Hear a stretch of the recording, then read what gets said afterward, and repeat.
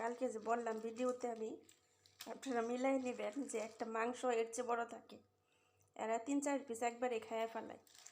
আর এই মাছগুলোও টেবিলে দেওয়ার সাথে সাথে শেষ। ঠিক আছে, তো দেখেন। আর আমরা বাংলাদেশে মাছে ভাতে বাঙালি, মাছ দেখলে কেমন যেন বাংলাদেশের কথা মনে পড়ে যায়।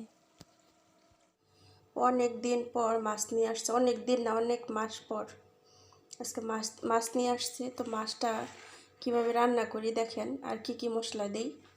এটার মধ্যে আমি দিছি আধা চামচ পরিমাণ জিরার গুঁড়ো, আধা চামচ পরিমাণ ধনের গুঁড়ো, আর একটা অর্ধেক হয়েছে লেবু, আর স্বাদ মতো লবণ। আর দিছি এই চামচ দিয়ে 1 চামচ টমেটো সস, আর দিছি হয়েছে লাল মরিচের গুঁড়া। আর এখন আমি একটু দিয়ে দিব তেল। তেলটা দিলে স্বাদটা পরিপূর্ণ হবে। দিয়ে আমি রেস্টে রেখে দিব 1 থেকে 1.5 ঘন্টা।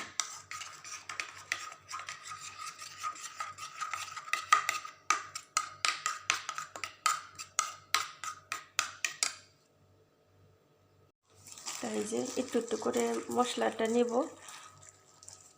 আর মাছের মধ্যে অ্যাপ্লাই করব। দেখেন,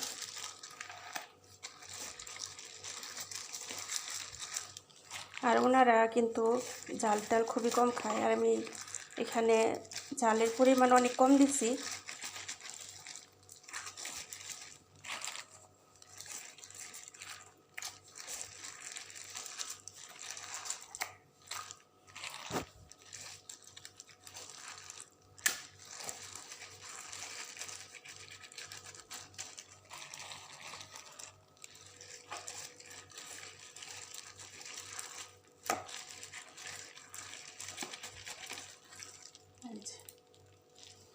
এরা দেখছেন মাছ আনে এক একটা, কালকে যে বললাম ভিডিওতে আমি, আপনারা মিলাই নেবেন যে একটা মাংস এর চেয়ে বড় থাকে, এরা 3-4 পিস একবারে খাইয়া ফেলায়।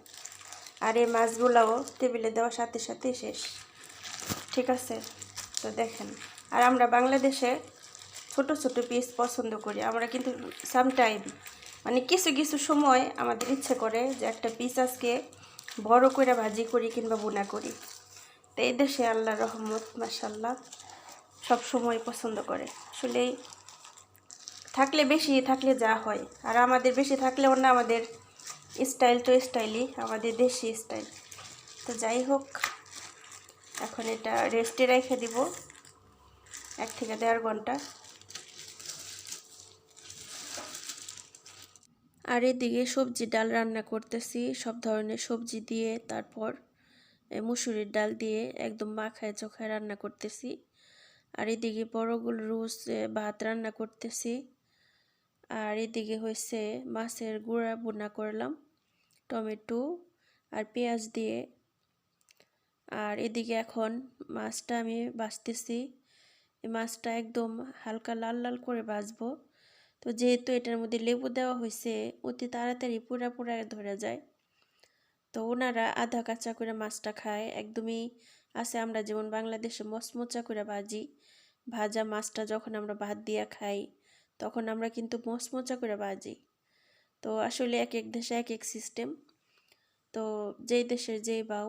তো এখানে সব মশলা দিয়ে আমি মাছটা ভাজলাম। আমি মনে করি যে আমাদের মতো পারফেক্ট রাঁধুনি হয়তো বা কোনো জায়গায় আছে কিনা জানি না। আমরা মনে করি আমরা বাঙালিরা আমরা পারফেক্ট রাঁধুনি, আর আমাদের খাবারগুলো অনেক মজাদার মাশাআল্লাহ।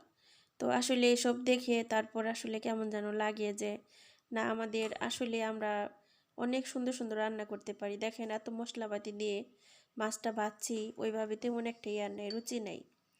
সুবহানাল্লাহ। এর জন্যই বললাম যে আমরাই হয়েছি বাংলাদেশের মানুষ, হয়তো বা ইন্ডিয়ান, এক এক দেশে এক এক, কিন্তু আমাদের কাছে আমাদের বাংলাদেশটাই ভালো লাগে। তো সব কিছুতে আলহামদুলিল্লাহ। তো এইদিকে টেবিলে খাবার দিয়ে দিলাম, ওনারা খাবে, সব রেডি করে দিছে। আজকে তেমন একটা আয়োজন ছিল না রান্না বান্নার।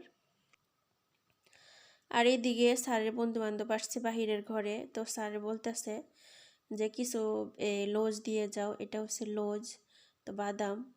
আর এদিকে ওনার এক কেক নিয়ে আসছে ওনার ফ্রেন্ড।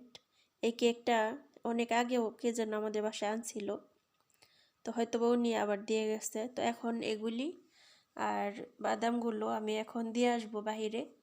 ওনার 4-5টা ফ্রেন্ড আসছে হয়তোবা কোনো কারণে। আর এদিকে রাতের বেলা বাচ্চাদের জন্য ন্যাগিস ভাজতেছি।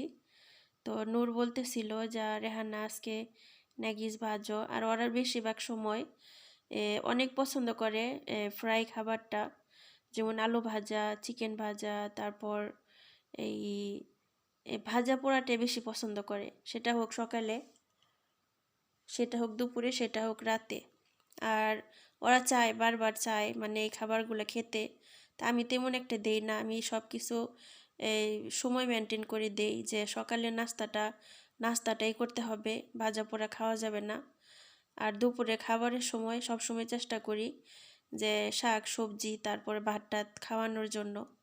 তো ওনারাও পছন্দ করে ম্যাডাম স্যারে যে না ঠিকই আছে রেহান, এইভাবেই দিবা। তো যেভাবে ওদেরকে অভ্যাস করা যাবে ওইভাবেই অভ্যাস হবে। তার জন্য আমি ভাজা পোড়া হয় দুপুরে হয় রাতে দেই, সকালে দেই না।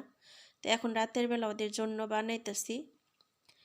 আর আলুটাও ভাজতেছি, বলছিল যে আলুটা আটা দিয়ে ভাজো, তো আটা ছিল না, ম্যাডামরা বলছে আনার জন্য, তার জন্য শুধু হালকা একটু লবণ দিয়ে ভেজে দিলাম। মাশাআল্লাহ তাবারাকাল্লাহ।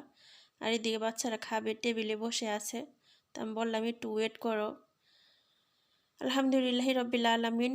তো মাই ফ্যামিলি ফ্রেন্ডস, সবার কাছে আজকের ব্লগটা কেমন লাগলো অবশ্যই কমেন্টে জানাবেন। ভিডিওতে কোনো ভুল হয়ে থাকলে অবশ্যই ক্ষমার দৃষ্টিতে দেখবেন। আর আমার চ্যানেলে নতুন ভাই বোন আন্টিরা এসে থাকলে অবশ্যই আমার চ্যানেলটা সাবস্ক্রাইব করে পাশে থাকবেন। যদি বেশি ভালো লাগে লাইক কমেন্ট শেয়ার করে সাথেই থাকবেন ইনশাআল্লাহ। সবাইকে বলবো নেক্সট ভিডিওর অপেক্ষায় থাকবেন ইনশাআল্লাহ। তো ইনশাআল্লাহ নেক্সট অন্য কোনো ব্লগে আপনাদের সাথে আবার দেখা হবে, কথা হবে। এ পর্যন্ত সবার জন্য মনের গভীর থেকে দোয়া এবং শুভকামনা রইল। সবাই ভালো থাকুন, হেফাজতে থাকুন। আল্লাহ হাফিজ। আসসালামু আলাইকুম।